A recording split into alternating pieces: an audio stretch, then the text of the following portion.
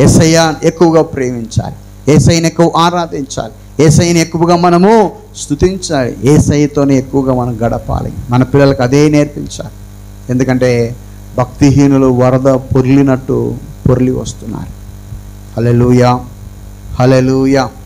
చూడండి, యోబు గ్రంథం 27వ అధ్యాయం, యోబు 27:20 వచనం చూస్తే, యోబు 27:20 వచనంలో భయములు జల ప్రవాహముల వలె, భయములు జల ప్రవాహముల వలె వారిని తరిమి పట్టుకొనును. ఓకే, అంటే ఇక్కడ ఏం తెలుసా, రెండవ వరదలు ఏంటంటే భయాలు. ఫస్ట్ వరదలు భక్తిహీనత, రెండవ వరదలు ఏంటి, భయం. ఎటు చూసిన భయాలు కదా, భవిష్యత్తు గురించిన భయం, కుటుంబం గురించిన భయం కదా. చాలామంది భార్యలకు భర్తల గురించిన భయం. బయటికి పోయి వీడు ఏడాడా ఏమేం చేసి వస్తున్నాడో అర్థం కావట్లే కదా, ఎవరెవరితో ఏమేమి సంబంధాలు పెట్టుకుంటున్నాడో, ఎవరెవరితో ఏమేం మాటలు మాట్లాడుతున్నాడో కదా, భయం. చాలామంది భర్తలకు భయం భార్యల మీద కదా. ఒకరోజు ఒక ఆఫీసులో ఒక భార్య భర్తలు కూర్చోండి, ఒక ఆమె కూర్చోంది. వాళ్ళ ఆఫీసులో పక్కన కొలీగ్ ఎవరో ఉన్నారు, మాట్లాడుకుంటున్నారు. సరే, ఇద్దరు కొలీగ్స్ కాబట్టి ఒకే కంపెనీ ఉన్నారు కాబట్టి మాట్లాడుకుంటున్నారు. అయితే వాళ్ళ భర్త అప్పుడే వచ్చేసరికి వెంటనే ఆమె మా ఆయన వచ్చాడు, మా ఆయన చుట్టూ అని చెప్పని సర్కస్ చేస్తుంది ఇటు పక్క తిరుగుకుంటా. వాళ్ళు మాట్లాడుకోవడం తప్పు కాదు, వాళ్ళు మాట్లాడేది కరెక్ట్ ఉంటే, నీతి నిజాయితీ ఉంటే, అంటే దాని అర్థం ఏంటి, భయం. ఎందుకు భయం? క్రమం లేరు ఇక్కడ. కాబట్టి ఈరోజు చాలామంది క్రమం లేని కుటుంబాలు భయాలు అనే వరదలు చాలా ప్రవహిస్తున్నాయి. హల్లెలూయా. ఏ మాయలో చిక్కుకుంటారో తెలియదు, ఏ పాపంలో చిక్కుకుంటారో తెలియదు. అబ్రహాం అంట ఒకరోజు ఒక ఐగుప్తు దేశానికి పోతుంటే వాళ్ళ భార్యతో చెప్తున్నాడు, అమ్మా వాళ్ళకి పోతే అడవిలోకి పోతే నువ్వు నా భార్యని చెప్పాకు, మా చెల్లెలని చెప్పు అన్నాడు. ఏంది, భార్యని చెప్పాకు, నా చెల్లెలని చెప్పు అన్నాడు. సరేలే అట్నే చెప్తాలని చెప్పి ఆడిపోయిన తర్వాత భార్య ఏం చెప్పకుండా చెల్లెలని చెప్పాడు. ఆ అభిమేలకి రాజేమో ఆమెను తీసుకుపోయి బెడ్రూమ్లోకి తీసుకెళ్ళాడు.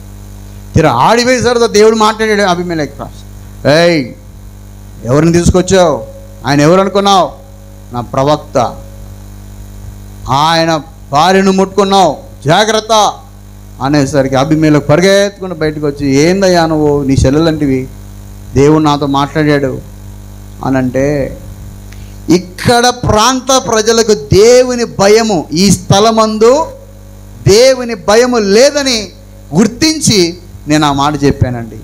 అందుకే నేను భయపడ్డా. ఎందుకు భయపడ్డాను? దేవుని భయం లేని ప్రదేశం ఇది. దేవుని భయం అంటే ధైర్యంగా చెప్పుకోవచ్చు, ఇవి నా భార్య, దేవుడు నాకు ఇచ్చాడు అని చెప్పుకోవచ్చు. అప్పుడు మీరు కూడా ఏమంటారు, దేవుని భయం కలిగినవారా, అవునయ్యా మంచిదయ్యా ప్రవక్త గారు రండి, అమ్మగారు రండి అంటారు. దేవుని భయం లేదు ఇక్కడ. ఈ ప్రాంతం అంతా పాపంతో నిండి ఉన్నది. ఈ టైంలో నా భార్య అంటే నన్ను చంపి మీరు నా భార్యని మీరు ఇచ్చేస్తారు కదా, మరి ఆయన భయపడడంలో అర్థం లేదా? దేవుడు కాపాడాలి లేండి, కానీ మెయిన్ దేవుడు అడేమన్నా అబ్రహాం అండి దేవుడు చూసుకుంటాడు, నాకేం భయం ఏమిటి అని అన్నాడా? ఆయన భయాన్ని దేవుడే చూశాడు. తర్వాత ఏమన్నాడు తెలుసా, ఈ ప్రాంత ప్రజల మధ్యలో దేవుని భయం లేదు కాబట్టి నేను ఆ మాట అనాల్సి వచ్చింది. డెమిట్లేరా, ఈరోజు భయాలు ఇంటి మీదకి వచ్చేస్తున్నాయి కదా. ఏ భయం ఎట్లా వస్తుందో అర్థం కాదు. కొన్నిసార్లు ఆరోగ్యకరమైన భయాలు, ఏ తిన్నా ఆరోగ్యం పాడైపోతుంది కదా. ఏ ఇన్ఫెక్షన్ ఎప్పుడు వస్తున్నాయో అర్థం కావట్లేదు, ఏ తింటే ఏ రోగాలు అవుతుందో అర్థం కావట్లేదు. తర్వాత ఏంటి, ఆర్థికపరమైన భయం. కడపలో జాయిన్ అయినా కాడి నుంచి మాకు నెల గడిచిందంటే కోటి స్తోత్రాలు చెప్తున్నాం. ఈ నెల అయిపోయిందంటే ఆ స్తోత్రం కోటి స్తోత్రం ప్రభువా, ఈ నెల అయిపోయింది, ఈ నెల ఇంకే నెక్స్ట్ నెల వచ్చింది, ఇంకేం చేయాలి, ఇంకా ఆ నెల అయిపోయేదాకా భయం. ఆర్థికమైన భయాలు ఏంటి, ఎలా కట్టాలి కదా, ఆదాయం వచ్చేదేమో తక్కువ కదా, ఆదాయాలేమో తక్కువ, ఖర్చులేమో ఎక్కువ. ఎలాగా? ఈ మధ్యకాలంలో ఎవరో క్వశ్చన్ వేశారు, వచ్చేది చాలా తక్కువ వస్తుందండి, ఖర్చులు చాలా పెరిగిపోతున్నాయి, ఏం చేయాలని అర్థం కావట్లేదు. మరి ఒకప్పుడు మన పెద్దోళ్ళు ఉన్నారు కదా, వాళ్ళకు తక్కువ వచ్చేది, వాళ్ళకి మిగిలేది, మనకెందుకు మిగలట్లే? ఏమంటండి? నాకు భలే డౌట్ వచ్చింది. ఒకప్పుడు కూడా ఇప్పుడు నా పిల్లలకి ఫీజు కట్టేమైనా నాకు ఎంత ఫీజు కడుతున్నానంటే, మా నాయన నాకు ఎంఎస్సిలో ఫీజు ఎంత కట్టాడో ఇప్పుడు నా పిల్లలకి ఇప్పుడు 5వ తరగతి నేను కట్టుకుంటున్నా. నాకు ఎంఎస్సిలో చదివేటప్పుడు ఎంత ఫీజో ఇప్పుడు నేను కట్టుతున్నా మా వారికి. మరి అప్పుడు మిగిలేది, మరి అప్పుడు కట్టేటోడు ఖర్చుకి పంపిస్తున్నా, నేను ఇప్పుడు మిగిలించుకోలేకపోతున్నా. ఏంటి? మా కుటుంబంలో ఎవరైనా అంతే, ఆదాయం చాలా తక్కువ ఉంది, ఖర్చు పెరిగిపోతుంది. ఈ మధ్యకాలంలో ఒక రీసెర్చ్ తేలింది ఏంటంటే, బాగా ఈయనండి, ఒకవేళ మీరు కూడా అట్లాంటి అలవాట్లు ఏమైనా ఉంటే మనం కూడా కొంచెం తగ్గించుకోవాలి, మంచిది. ఏంటి తెలుసా? ఏంటి? ఈ పెద్ద పెద్ద షాపింగ్ మాల్ పడ్డాయి చూడండి, పెద్ద పెద్ద మాల్స్, రిలయన్స్ మాల్ అంట, స్పెన్సర్స్ అంట, మోర్ అంట, ఇంకా ఏంటంటే పెద్ద పెద్ద ఏమన్నా చూడండి. ఇప్పుడు డిమార్ట్లు, విమార్ట్లు చాలా ఉన్నాయి.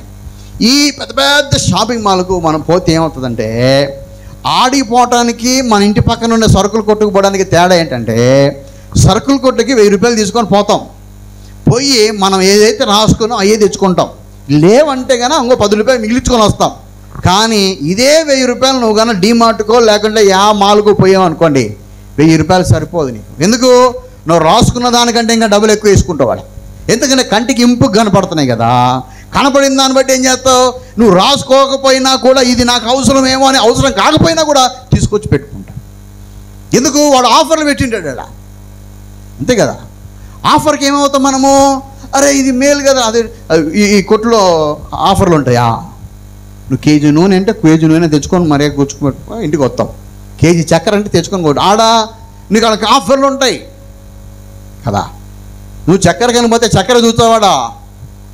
పక్కన చక్కెరలు ఉంటాయి, తలతలలాడిపోయేటువంటి బిస్కెట్లు ఆఫర్లు. నువ్వు ఈడకపోతే ఒక బిస్కెట్ 10 రూపాయలు కొనాలా, నీకు అక్కడ 30 రూపాయలకి 4 అంటాడు, తీసుకో, 30 రూపాయలకు 4 వస్తున్నాయంటాడు.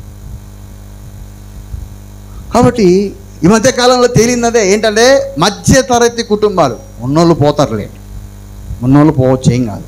అదే షాపింగ్ మాల్ పోకని కాదు, మళ్ళీ ఆ షాపింగ్ మాల్ చూసి మళ్ళీ మనల్ని వద్దంటాడు. షాపింగ్ మాల్ పోవడం తప్పుగా, కాకపోతే ఖర్చు తక్కువ అంటే ఆదాయం తక్కువ వచ్చే వాళ్ళు ఏం చేస్తారు తెలుసా? చిన్న చిన్న కొట్లకు పోయి ఆడిపోయి ఆడనే సరుకులు తెచ్చుకోండి, అట్నే తీసుకొని ఆడ వచ్చేసేయండి, అంతే. మీరు ఎక్కువగా పెద్ద పెద్ద మాల్కి పోతే ఖర్చులన్నీ అట్లే అయిపోయాయి, అది ఒక కారణం. సో ఇంకొకటి ఏంటి, ఈ షాపింగ్ మాల్ ఇప్పుడు నెలకు కొట్టుకుపోతే, ఇప్పుడు సరుకులంగడి పోయినామంటే నెలకు ఒకసారి 2 సార్లు పోతాం. కానీ షాపింగ్ మాల్కి ఎట్లా తెలుసా? వారానికి ఒకసారి తిరుగుతాం కదా. దానికి అలవాటు పడ్డానికి మాడికి పోయి తిరుగుతా, అట్ట తిరుగుతా ఏమి, అప్పుడు ఉన్న డబ్బులు ఏమవుతాయి? ఒక నెలలో నువ్వు ఖర్చు పెట్టాల్సింది వారంలోనే ఎక్కువ సార్లు ఖర్చు పెట్టేస్తా. సో ఇప్పుడు ఏమవుతుందంటే కన్నా ఖర్చులు అందుకే పెరిగిపోతున్నాయి, అందుకే భయాలు పెరిగిపోతున్నాయి. కాబట్టి ఈ భయాలనే వరదలు మన ఇంటి మీదకి వచ్చేస్తున్నాయి. అయితే ఈ టైంలో ఏం చేయాలంటే, భయములు అనే వరదలు వచ్చినప్పుడు ప్రార్థన అనే ఓడను కట్టుకోవాలి. ఏ ఓడ కట్టుకోవాలి? ప్రార్థన. చూడండి, మనం ఇందాక చదువుకున్నాం 32వ కీర్తన 6వ వచనం మనం చదువుదాం. 32వ కీర్తన 6వ వచనం. కావున నీ దర్శన కాలమందు భక్తి గల వారందరూ నిన్ను ప్రార్థన చేయుదురు. విస్తార జల ప్రవాహములు పొరలి చూడండి, విస్తార జల ప్రవాహములు పొరలి వచ్చినను నిశ్చయముగా అవి వారి మీదికి రావు. జల ప్రళయాలు వచ్చినా కూడా వారి మీదికి రావండి. ఫస్ట్ వాక్యం మీద ఆధారపడే వారికి ఎన్ని వరదలు వచ్చినా ఆ ఇంటి మీదికి కొట్టవు. అంటే ఏంటి? ఆ ఓడను డిస్టర్బ్ చేయవు. రెండోదిగా, నువ్వు ప్రార్థన చేస్తే విస్తార జల ప్రవాహాలు వచ్చినా నిన్ను పడేయాలని, నిన్ను నెట్టేయాలని కదా, పాపములో అప్పుల్లో నెట్టేయాలని ఏది వచ్చినా ప్రార్థన ఏం చేస్తుంది తెలుసా? ఆ భయాలన్నింటిలో నుంచి నీకు విడుదల ఇస్తాయి హల్లెలూయా. భయం. మీరు చూడండి, మీరు ఓడ ప్రయాణం చేశారు ఎవరైనా? ఓడ ప్రయాణం, ఓడలో ఎప్పుడన్నా ప్రయాణం చేశారా? పోయి చూసిపోయారు ఒకసారి, చూసిరా. బయట హైలెస్ అంటుంటారు చూడండి, లోపల పోయి అనండి ఒకసారి. హైలెస్సలు గిలెస్సలు అని బయట నుంచి అన్న కూర్చున్నామనుకో, నట్టనడి సముద్రంలో, నట్టనడి ఏరులో, సముద్రం దాకా ఎందుకులే, ఏరులో కూర్చొని ఆగిపోయింది అనుకో బండి. ఇప్పుడన్నా స్పీడ్గా పోతుంటే ఆపు ఆపు అని చెప్పేసి ఆపుతాం, ఆపడానికి లేదు. అదేమో అట్టు ఇట్టు ఇట్టు ఊగుతుంటుంది. అండమాన్ పోయి వచ్చిన వాళ్ళు అందరూ, పడవలో పోయి వచ్చిన వాళ్ళు ఏం చేస్తారు తెలుసా? అండమాన్లోని పడవలో నుంచి పోయి దిగి వచ్చినా కూడా ఇట్టే ఊగుతుంటారు వాళ్ళు. కళ్ళు తిరుగుతూ ఉంటాయి, అటు ఇటు ఇటు ఇటు ఊగుతూ ఉంటారు వాళ్ళు.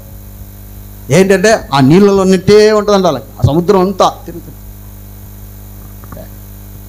భూప్రపంచంలో 3 భాగాల్లో నీళ్ళే ఉండేది. భూమి ఉండేది 1%. భూభాగం అంతా అలుముకుంది ఏంటంటే నీళ్ళే.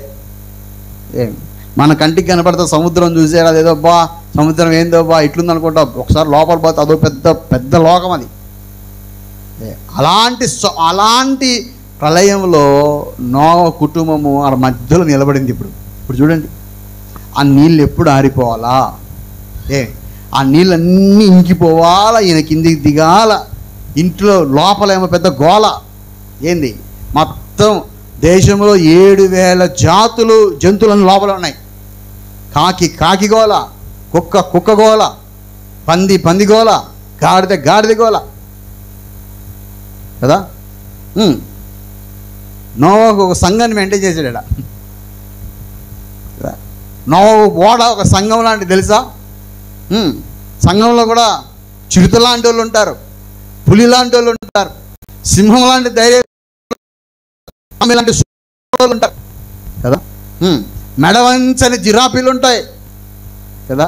ఎన్నో దాక్కుండే కుందేళ్ళు ఉంటాయి, అన్నీ ఉంటారు. ఈడే వందనాలు చెప్పండి అందరికి, ఒకరికొకరు, ఎవరెవరు ఏమో వందనాలు చెప్పండి. హల్లెలూయా, హల్లెలూయా. నీకు వందనాలు చెప్పిన అర్థం అయిపోయి ఉంటుంది, నీది వెలకవలే, నువ్వు నక్కవలే, నువ్వు కుక్కవలే కదా. కాబట్టి ఏంటంటే నోవహు ఓడలో ఈ గోల ఒకటి తీర తగ్గలేదు. ఎంత భయం ఉంటుందో ఒకసారి ఆలోచించండి. కొన్నిసార్లు మన కుటుంబంలో భయాలు ఎక్కువ వచ్చేస్తున్నాయి. అయితే మనకు కలిగిన భయాలన్నిటిలో దేవుడు తప్పించాలంటే ఏం చేస్తారు తెలుసా? ప్రార్థన అనే ఓడ మనం ఎప్పుడు కట్టుకుంటామంటే, భయము అనేది ఎప్పుడైతే మన జీవితంలో అలముటించిందో అప్పుడు మన కుటుంబంలో చాలా అలజడి వచ్చేస్తుంది. యోబు అంటాడు, యోబు ఏమంటాడంటే, నాకు ఏది వచ్చునని బహుగా భయపడుతున్నో అదే నాకు సంభవించున్నారు. అంటే ఇంకా ఆయన కుటుంబం కూలిపోలేదు, ఇంకా ఆయన పిల్లలు చావలేదు, కానీ ఏమంటాడు తెలుసా? భయపడుతున్నా అంటున్నాడు. ఈరోజు చాలామంది కుటుంబాలు ఏ వరద ప్రవహిస్తుందంటే భయం అనే వరద. అయితే ఈ భయం అనే వరదకు సొల్యూషన్ ఏంటంటే ప్రార్థన. హల్లెలూయా, హల్లెలూయా. ప్రార్థన అనేటువంటి పునాది ఎప్పుడైతే నువ్వు వేసుకుంటావో, నీ జీవితంలో ఎంత ప్రార్థన అయితే ఉంటుందో, నీ ఇంటి వారి రక్షణ కొరకు నువ్వు ఓడను సిద్ధం చేసుకుంటున్నావు. హల్లెలూయా. వాక్యం ప్రకారంగా జీవిస్తున్నావు అంటే నీ ఇంటి వారి రక్షణ కొరకు ఓడను సిద్ధం చేసుకుంటున్నావు. రెండోదిగా ప్రార్థన. అందుకే చూడండి, యోబు పొద్దున్నే లేచి ఏం చేసేవాడు? వారి పిల్లల కొరకు నైవేద్యములు అర్పించేవాడు. ఎందుకు తెలుసా? అయ్యా, నా పిల్లలు హృదయములో ఏమైనా పాపం చేస్తారు భయముతో. ఈరోజు మనం కూడా మన కుటుంబం కొరకు, మన రక్షణ కొరకు, నీ ఇంటి రక్షణ కొరకు నిన్ను కాపాడేది నీ ప్రార్థనే. హల్లెలూయా. నీ భర్తను రక్షించబడాలా, నీ పిల్లలు రక్షించబడాలన్నా, నీ కుటుంబం ఆశీర్వదించబడాలంటే, భయాల నుంచి విడిదింపబడాలంటే ప్రార్థనే. ప్రార్థన. భక్తి గల వారు ఏం చేస్తారంటే, వారు దర్శన కాలమందు ప్రార్థన చేస్తున్నారు. విస్తార జల ప్రవాహములు వారి మీదకి వచ్చిన ప్రార్థన చేస్తున్నారు కాబట్టి వారికి ఏమీ కానీ కాదు. చూడండి, ఒకసారి సునామీ వచ్చింది తెలుసుగా. సునామీ వచ్చినప్పుడు ఈ వెలాంగిని ప్రాంతంలో వెలాంగినిలో అందరూ అక్కడ ఎక్కువగా మేరీ మాత చర్చిలు ఉంటాయి. అవి మరియమ్మ చర్చిలు. ఆ మరియమ్మ చర్చిలో ఏంటంటే పక్కన అదే ఏరియాలో ఒక పెంతుకోస్తు ఆయన ప్రార్థన స్టార్ట్ చేశాడు. పెంతుకోస్తు అతను ప్రార్థన చేశాడు. అయితే అక్కడ ఉన్న వాళ్ళందరికీ చాలా ఇది బాధేసింది. ఈ పెంతుకోస్తోడు వచ్చాడేంటి, వీళ్ళు హల్లెలూయా స్తోత్రం అంటే అందరూ అడిగిపోతారు అని చెప్పేసి వాళ్ళు ఏం చేశారంటే ఈ మందిరం చుట్టూ, అంటే ఈ పెంతుకోస్తు మందిరం చూడండి, ఈ మందిరం చుట్టూ ఏంటంటే కన పెద్ద గోడ కట్టేశారు. అయితే ఈ పెంతుకోస్తు మందిరం వాళ్ళకి అర్థమైపోయింది, మన దగ్గరికి ఎవరు రాకుండా వీళ్ళు గోడ కట్టేస్తున్నారు, పెద్ద గోడ కట్టేస్తున్నారు. ఆయన ప్రార్థన చేస్తున్నారు, ప్రభా నాకు మీరే నడిపించండి, నాయన మీరే సంరక్షించండి, మీరే కాపాడండి. ఏంటి ప్రభా, మరి మేము దర్శన ప్రకారంగా వచ్చాం కదా, మాకేంటి శోధనలు అనే వాళ్ళు ప్రార్థన చేస్తారు. అయితే వాళ్ళు అలా గోడ కట్టిన కొద్ది రోజులకే భయంకరమైన సునామీ వచ్చింది. సునామీ వచ్చినప్పుడు గోడ కట్టిన వాళ్ళందరూ ఆడపాడిపోయినాడు, ఎవరికి అర్థం కావట్లేదు, అన్నీ మునిగిపోయినాయి. కానీ వీళ్ళ కుటుంబం మాత్రం, ఈ చర్చి మాత్రం సునామీకి ఏ రకంగా కూడా ఏం కానీ కాలేదండి. ఎందుకు తెలుసా, వీళ్ళే కట్టారు కదా సేఫ్టీగా. హల్లెలూయా, హల్లెలూయా. ఒక్కోసారి దుష్టుడు మనల్ని పాడు చేయడానికి ఏంటేంటో చేస్తాడు, దేవుడు వాటినే మనల్ని భద్రంగా ఉంచుతాడు. అందుకే ప్రార్థించే వారి చుట్టూ కంచె ఉంటుంది. హల్లెలూయా, హల్లెలూయా. కాబట్టి నువ్వు దేనికి భయపడాల్సిన అవసరం లేదు. కాబట్టి ప్రార్థన అనేటువంటిది మన యొక్క భయాలనే వరద నుంచి మన ఓడను మనం కట్టుకుంటున్నాం. హల్లెలూయా, హల్లెలూయా. చూడండి దేవునిబిడ్డలారా, సామెతల గ్రంథం 27వ అధ్యాయం 4వ వచనం చదివితే, సామెతల గ్రంథము 27వ అధ్యాయం 4వ వచనం, క్రోధము క్రూరమైనది, క్రోధము క్రూరమైనది, కోపము వరద వలె పొర్లునది. కోపం అంట ఏమవుతుందంట, వరద వలె పొర్లుతుంది. అంటే ఏ వరదలు రాకుండా ఓడ కట్టుకోవాలంటే మొట్టమొదటిగా భక్తిహీనత అనే వరద రాకుండా మన ఇంటి వారి రక్షణ కొరకు ఓడ కట్టుకోవాలి. రెండవదిగా ఏంటి తెలుసా, భయములనే వరదలు రాకుండా మన ఇంటి వారి రక్షణ కొరకు మనము ఓడను కట్టుకోవాలి. మూడవదిగా కోపములు. ఏంటి చెప్పండి, కోపం. ఈరోజు కుటుంబాలు పతనం కావడానికి కారణం ఏంటంటే కోపం. కోపం ఎందుకు వస్తుంది? చెప్పింది విని అర్థం చేసుకుంటే కోపాలు వస్తాయా? రావు. నేనేంది అని అనుకోవడంలోనే భయంకరమైన కోపాలు కదా. ఈరోజు అది ప్రవహిస్తుంది చాలా కుటుంబాలలో. ఈరోజు ఎందుకు కుటుంబాలు విడిపోతున్నాయి తెలుసా? ఎందుకు డైవర్స్ కాడికి పోతున్నారు? నువ్వొద్దు నాకొద్దు, నువ్వొద్దు నాకొద్దు అని భార్య భర్త ఎందుకు కొట్టుకుంటున్నారు తెలుసా? ఏం ప్రవహిస్తుంది, ఏ వరద పోతుంది తెలుసా?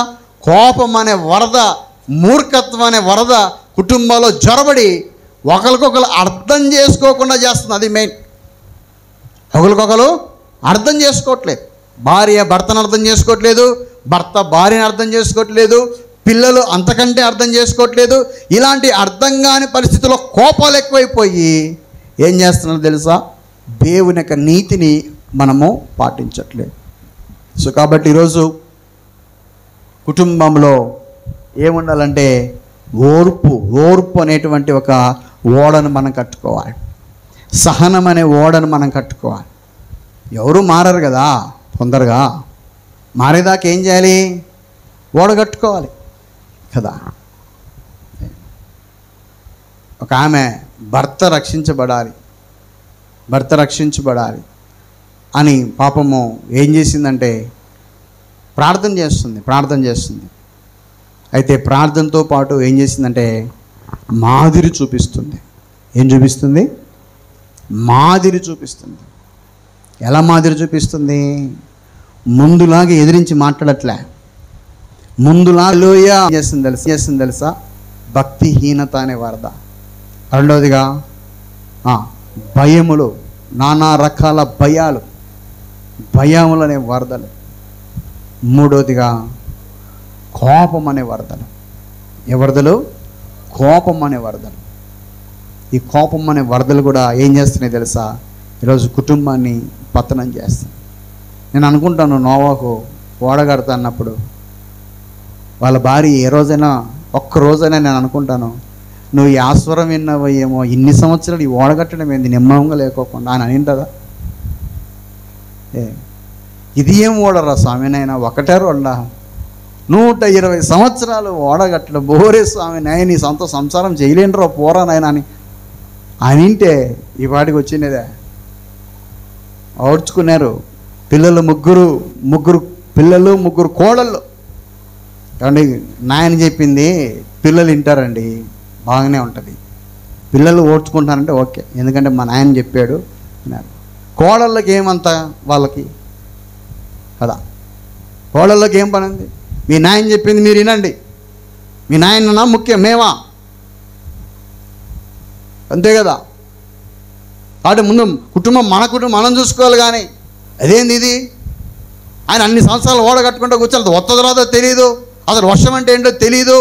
ఆయన పాత చింతకాయ పులుసు, మనం అంతా లేటెస్ట్ ట్రెండ్, మన మాట మనం వినుకోవాలన్నా వాళ్ళ మాట వినాలన్నా అని కోడలు రోంతను ఎదిరించిండాలి కదా. వాళ్ళు ఓడుచుకున్నారు. అటు కోసం ప్రార్థన చేసుకోవాలి మీరు. హల్లెలూయా. పెళ్ళిళ్ళకి వచ్చిన వయసు పిల్లలు పెళ్ళిళ్ళకి వచ్చినారంటే మగపిల్లలకు మగపిల్లలు కలిగిన వారు ఏమని ప్రార్థన చేయాలంటే, నోవహు ఎంత ఓర్పు గల కోడళ్ళు వచ్చారోనైనా అటువంటి కోడళ్ళు మాకు దయచేయండి ప్రభా అని ప్రార్థన చేసుకోవాలి. రాకముందే చేసుకోవాలి. వచ్చిన తర్వాత వచ్చిన వాళ్ళకి ఆ ఓర్పు కావాలంటే రాదు. అదే ప్రార్థన చేసుకుంటే ముందే వస్తుంది. దేవునికి స్తోత్రం. హల్లెలూయా, హల్లెలూయా.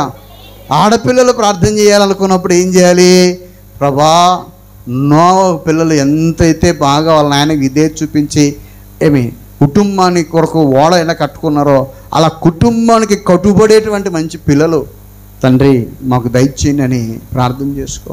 ఇప్పుడు ఏం చేస్తావయ్యా అంత అయిపోయిందని అంటారేమో, ఇప్పటికైనా ప్రార్థన చేయండి, ఇప్పటికైనా మారుతారు. దేవునికి స్తోత్రం. హల్లెలూయా. మార్పు అనేది ఒకే రోజు రాదు, ఇప్పుడు ప్రార్థన చేసుకునే మారుతారు. హల్లెలూయా, హల్లెలూయా. చూడండి, ఆ ఇంటిలో ఎంత కోపం రాలి ఒక్కొక్కరికి కదా. అయితే నోవహు పిల్లలు, నోవహు కోడళ్ళు, నోవహు భార్య ఓర్పుతో భయభక్తులతో ఆ ఓడను కట్టుకున్నారు. ఈరోజు మన కుటుంబాన్ని ఓర్పుతో భయభక్తులతో మనం ఏం చేయాలి తెలుసా? మన కుటుంబంని కాపాడుకోవాలి. హల్లెలూయా, హల్లెలూయా. కాబట్టి కోపమును అణుచుకోవాలి. ఒక వ్యాపారం చేసేవాడు ఒక వస్తువును అమ్మేటప్పుడు ఆ కస్టమర్ ఎన్నో ప్రశ్నలు వేస్తుంటాడు. ఇలా కోపం వస్తుంటుంది ఒక పక్క కదా, కోపం భయంకరంగా వస్తుంటుంది ఒక్కోసారి. అయినా వాళ్ళు thank you sir, thank you madam, అవును మేడం, అవును మేడం. ఒక వస్తువు అమ్మడిపోయేటానికే లోపల ఎంత అంచుకుంటున్నాడు, కోపాన్ని అంచుకుంటున్నాడు. ఎందుకు? అది అమ్మడవాలి ఎట్నోట, అంతే కదా. అరే నీ కుటుంబం బాగుపడడానికి కోసం కదా, నీ కుటుంబం చక్కబెట్టడానికి కోసం కొంత అంచుకో, కొంచెం భరించు. ఇంటి వారి రక్షణ కొరకు నోవహు ఓర్చుకొని ఓడను కట్టుకున్నాడు. హల్లెలూయా.